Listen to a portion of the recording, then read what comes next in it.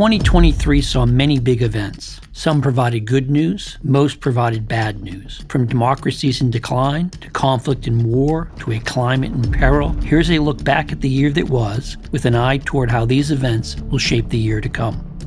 Number 10, democracy is in retreat. Democracy almost just broke down in Guatemala. Whether it is coups in Africa, the militarization of politics in Asia, or the assault on the rule of law in the Americas, democratic institutions are under attack, imperiling liberty everywhere. The fact that people on the street of Niger, on the street of Mali, on the street of Burkina Faso, and now in Gabon are welcoming the military does not bode well for democracy in Africa. Number 9. The space race heats up. Space was once the domain of the superpowers. Today, the heavens are open to everyone. Both countries and companies are rushing into space, fueling dreams of prosperity and nightmares of great power conflict. From a Space Force perspective, we're in a little bit of a different spot in that we are now contesting a domain that just 10 years earlier, 15 years earlier, wasn't the case. And so we're really trying to build for a different what on a different timeline. Number 8, India now has the most people of any country in the world. With a population of 1.428 billion people, the South Asian nation is home to nearly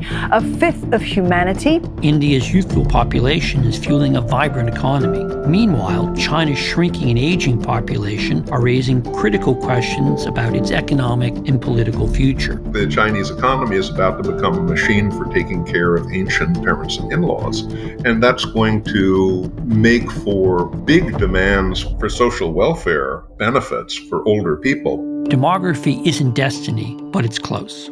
Number 7, Azerbaijan seizes Nagorno-Karabakh. After years of unrest and upheaval, the war between Nagorno-Karabakh and Azerbaijan is finally over. Azerbaijan launched a lightning offensive against the Armenian enclave in Nagorno-Karabakh. Crushing Azerbaijani victory ended a 3-decade-old war and triggered a mass exodus from Nagorno-Karabakh to Armenia. Over 100,000 Armenians have fled the enclave of Nagorno-Karabakh since September, and the question now is what happens to those 100,000 living inside Armenia, as well as the larger question of whether a stable, sustainable peace can be created in this very volatile region. Number 6, civil war racks Sudan. A bid by a paramilitary force to take power from the ruling Sudanese military plunged Africa's 3rd largest country into a horrific civil war. Millions were displaced as diplomatic efforts to arrange a ceasefire went nowhere. The conflict in Sudan is an absolute horror show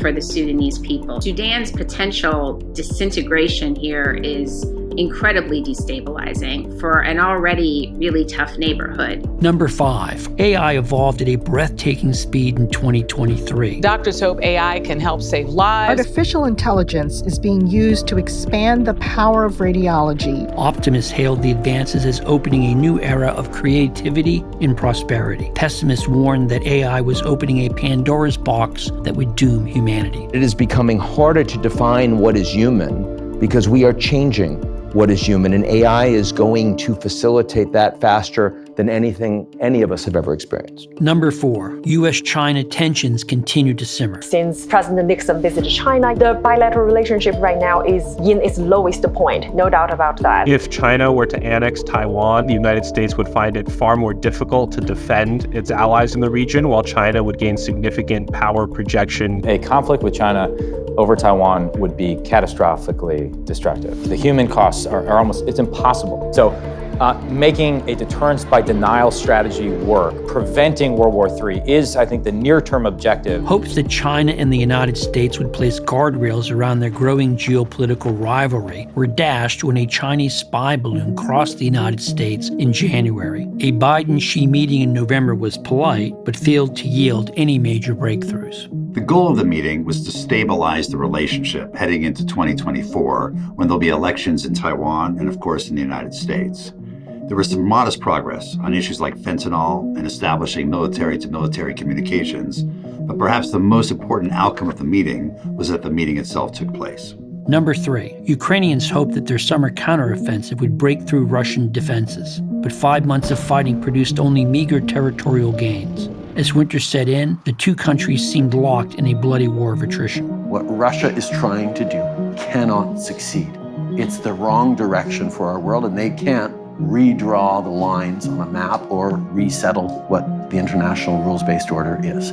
That's why Ukraine matters. Number 2, a new Middle East war dealt a profound setback to efforts to build a lasting peace in the region. Hamas's recent attack on Israel is of unprecedented scope and effectiveness.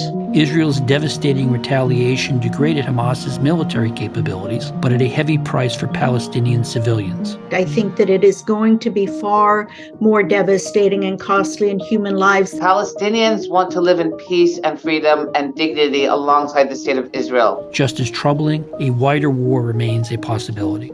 It's important to see the conflict in Gaza in the context of the confrontation between Iran and Israel. Those two countries have been engaged in what's referred to as a shadow war in recent years. That's what makes a northern front, including Iran's proxy Hezbollah, well within the realm of possibility. Number 1, climate change is no longer a future threat, but a current reality. Global temperatures continue to set new records. A fierce heat wave is gripping parts of Europe with temperatures reaching more than 40 degrees Celsius. Most of our area under an air quality alert because of smoke blowing south from more than 100 wildfires burning all the way in Quebec. Even if you don't care about climate change, you have to realize what's happening now with the heat waves, the wildfires, the flooding, matters for our security. Governments continue to meet in solemn forums that produce more pledges than action. Humanity may have missed its chance to avoid catastrophic climate change. Carbon taxes are not a better idea. Because they won't fly. They just talk. And we need to get past the talk because my grandchild's time is running out.